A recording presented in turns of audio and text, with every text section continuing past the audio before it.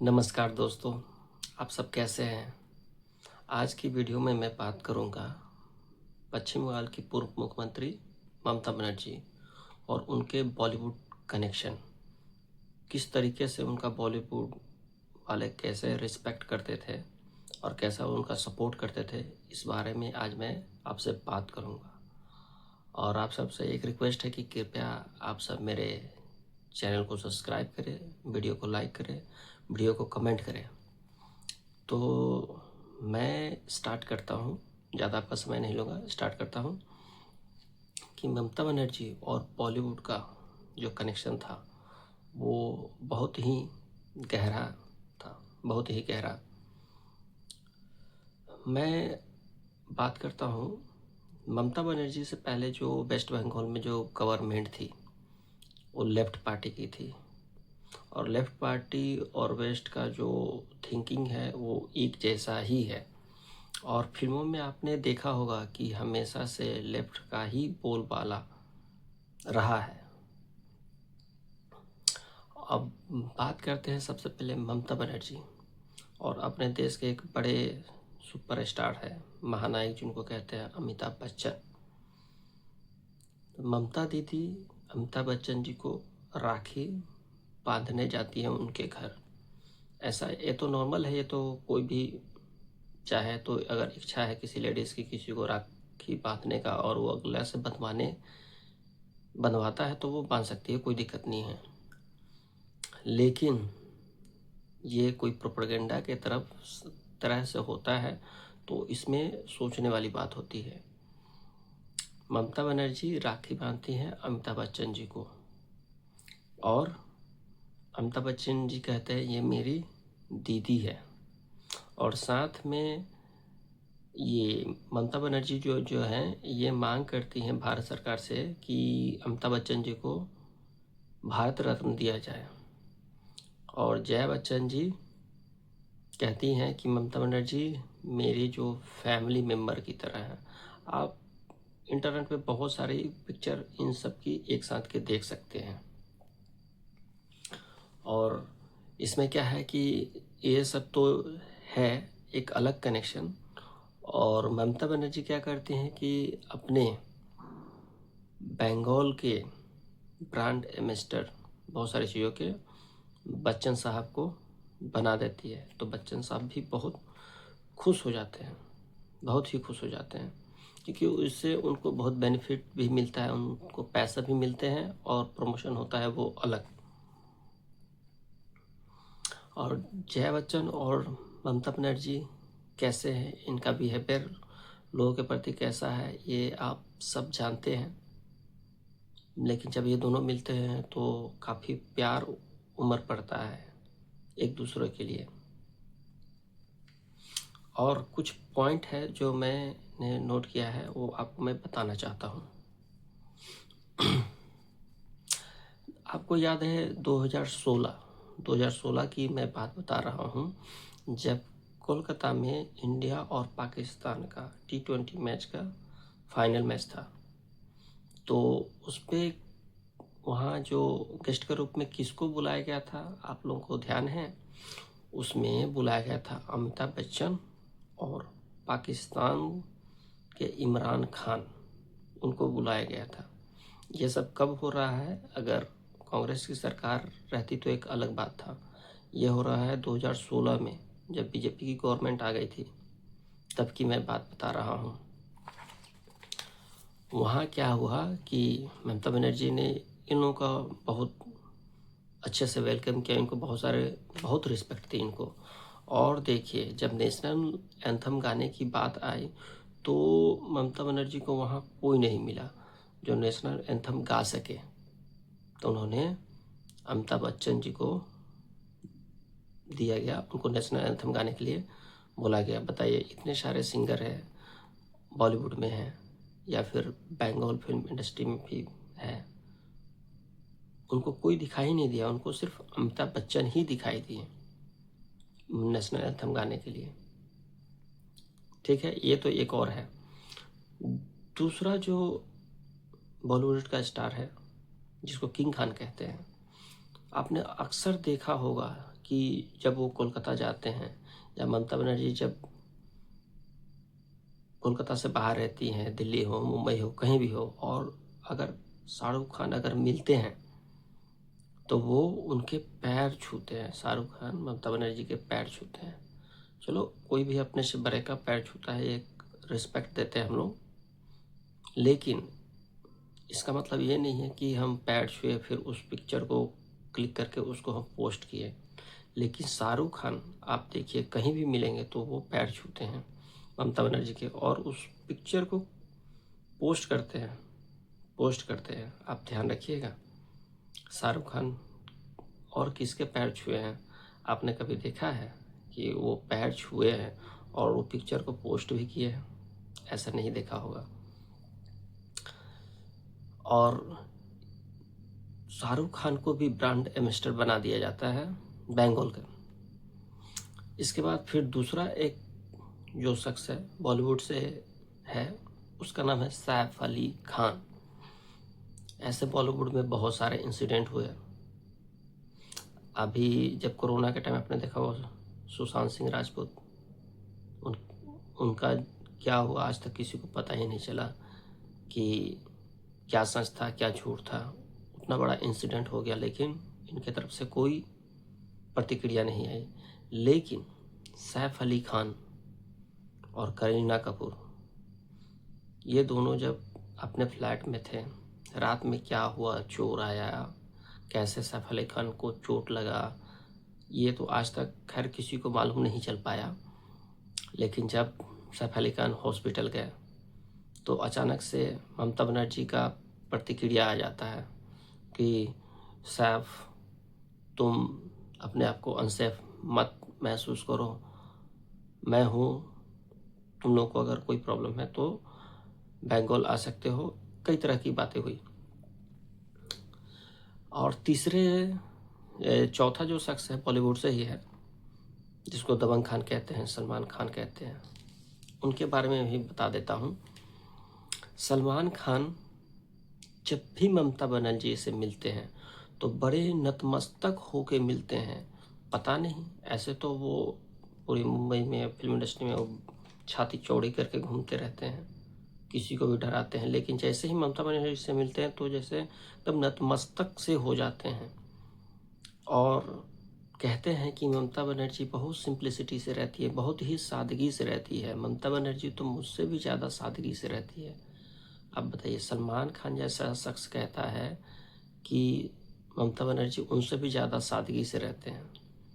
मैं तो ये कहूँगा कि सलमान खान के जैसा सादगी सबको मिले। अगर सलमान खान सादगी से रहते हैं तो ऐसा सादगी सबको मिले। और एक एक्टर की बात करता हूँ, आमिर खान। आपको याद है आमिर खान की वाइफ ने आज से कुछ साल पहले क्या कहा था कि भारत में बहुत डर लगता है, अब ये रहने लायक नहीं रहा। बहुत सारी बातें उसने बोली थी। तो ममता बनर्जी का प्रतिक्रिया आता है, क्या प्रतिक्रिया आता है कि आप अनसेफ ना फील करें, मैं हूँ आप सब के लिए। ये ममता बनर्जी प्रतिक्रिया देती हैं। लेकिन और भी बहुत सारे इंसिडेंट होते रहते हैं मगर उस पर कोई प्रतिक्रिया नहीं आती है ममता बनर्जी की। ये बस गिने चुने लोग जो है उनके लिए ही इनकी प्रतिक्रिया आती है। कहती हैं कि खान्स इस देश के लीजेंड है, इनको कुछ नहीं होना चाहिए। खैर किसी को भी कुछ नहीं होना चाहिए, तो भाई जो रूल है वो सबके लिए लागू होता है ना, सिर्फ स्पेशल खान्स के लिए ही क्यों, सबके लिए एक जैसा ही होना चाहिए। और अभी ताज़ा ताज़ा आपने देखा होगा, एक कॉमेडियन है, वीर दास नाम है, वो क्या कह रहा है, उसके बातों को सुनिए। वो कह रहा है दीदी क्यों हार गई, दीदी क्यों हार गई। बशर्ते में बात यह है कि ये जो वीर दास है ये ममता बनर्जी का चमचा है, एक नंबर का चमचा है। ठीक है, अभी वीर दास काफ़ी ट्रेंडिंग में भी चल रहा है। उसकी बातों को सुनिए और आप सब खुद से डिसाइड कीजिए कि उसका प्रोपेगेंडा क्या है, उसका बोलने के पीछे का मकसद क्या है। खैर ममता बनर्जी के लिस्ट में बॉलीवुड ही नहीं, टॉलीवुड, जो खासकर बंगाल फिल्म इंडस्ट्री के बहुत सारे एक्टर हैं जो उनके गुणगान करते रहते हैं, और जो ममता बनर्जी का गुणगान नहीं करता है, जो उनको जो फॉलो नहीं करता है, जैसा वो कहती है वैसा नहीं करता है, तो फिर सोचिए उस एक्टर का या सिंगर का बुरे दिन चालू हो गए। उसके शो को कैंसिल कर दिया जाता है, फिल्मों को बैन कर दिया जाता है, और इतना परेशान किया जाता है कि उसका बोरिया बस्ता पैक हो जाता है। ठीक है। और ममता बनर्जी ने तो यहाँ तक ही कर रखा था कि डेली 3 बजे से 9 बजे तक बंगाली फिल्म चलेगा ही चलेगा थिएटर में। अब बताइए, ये तो प्रेशर वाली बात हो गई।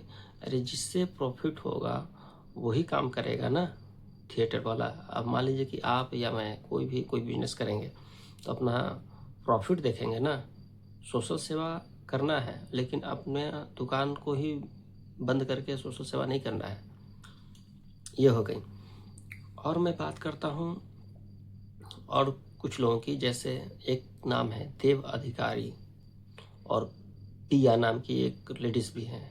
ये क्या है, वेस्ट बंगाल और ईस्टर्न इंडिया सिने एसोसिएशन के ये लोग प्रेसिडेंट और वाइस प्रेसिडेंट बन जाते हैं। ठीक है। इसके बाद ये लोग क्या करते हैं मैं आपको बताता हूँ। ये क्या करते हैं, जो भी फिल्मों की शूटिंग होती है बंगाल में खासकर, तो वहाँ बहुत सारे टेक्नीशियन की ज़रूरत होती है जो काम करते हैं फिजिकली। तो कोई लाइट्स लेके आएगा, कोई ड्रिंक सर्व करेगा, खाना, बहुत सारी सजावट, जो भी काम होता है, जो टेक्नीशियन का काम होता है, वो जो वहाँ पर जो पहले से जो काम कर रहे थे उनको रिप्लेस करके किसको लाया जाता है, बांग्लादेशी आर्टिस्ट को। ध्यान रखिएगा, बांग्लादेशी आर्टिस्ट को लाया जाता है और उनको मौका दिया जाता है, उनको काम दिया जाता है। और ये सबको कौन सपोर्ट करते हैं, वो देव अधिकारी और पिया। और इनमें क्या है, दखल अंदाजी किसकी है, ममता बनर्जी की। सब उनके कहने से होता है।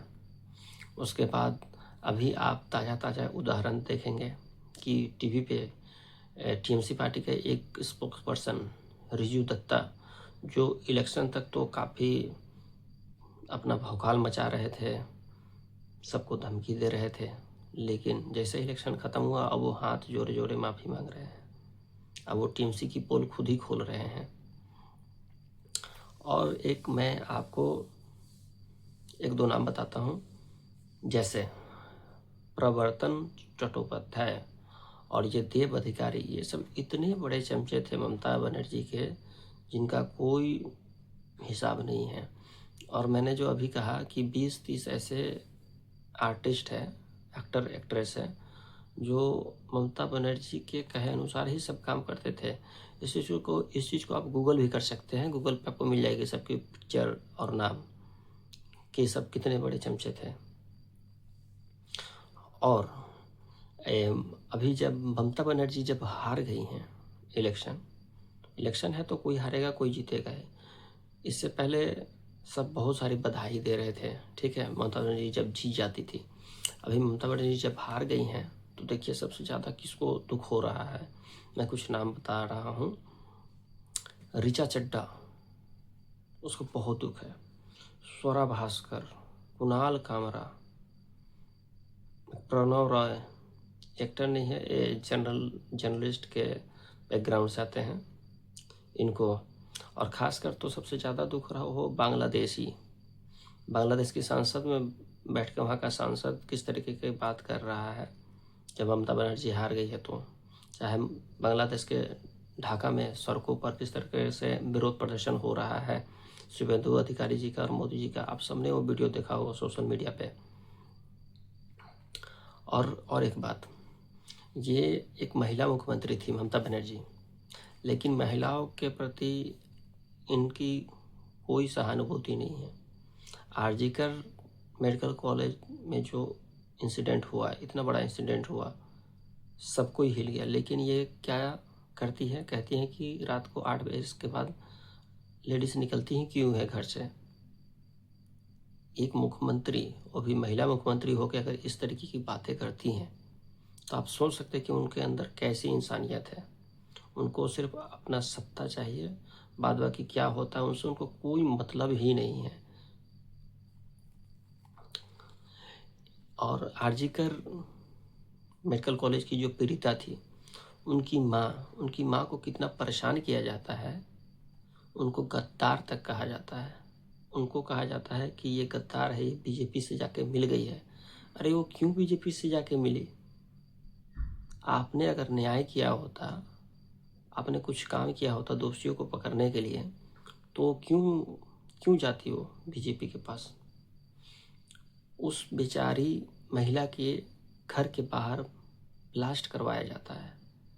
ये ममता बनर्जी के गुंडे करते हैं, टीएमसी पार्टी के गुंडे।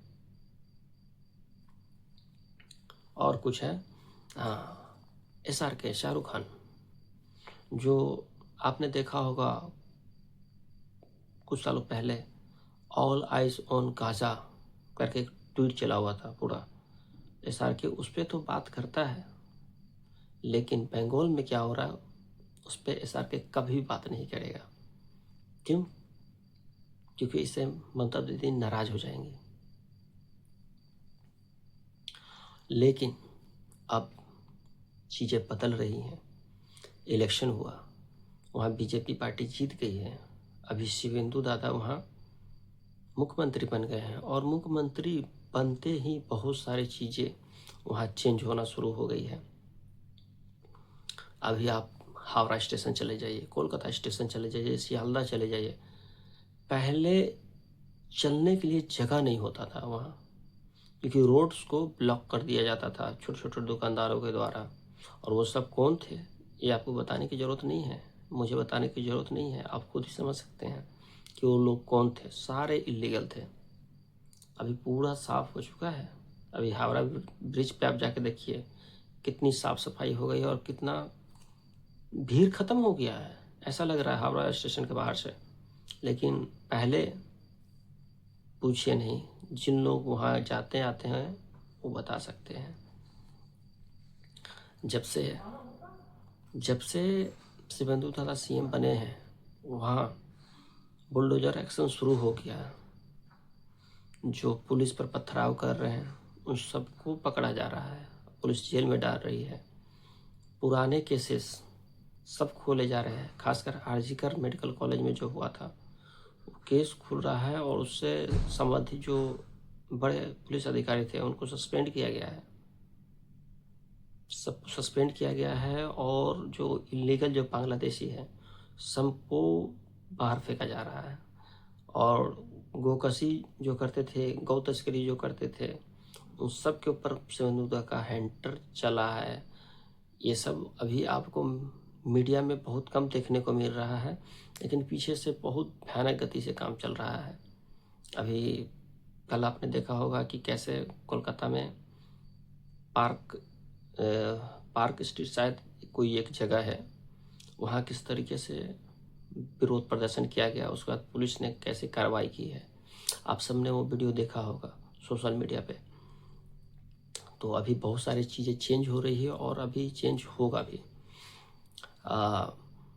मैं तो कह रहा हूँ कि ममता बनर्जी पे एक फिल्म बननी चाहिए, और उस फिल्म में जो ममता बनर्जी का जो रोल करेंगी, यंग एज के रूप में अगर किसी को वो मिलना चाहिए रोल, तो वो स्वरा भास्कर को मिलना चाहिए।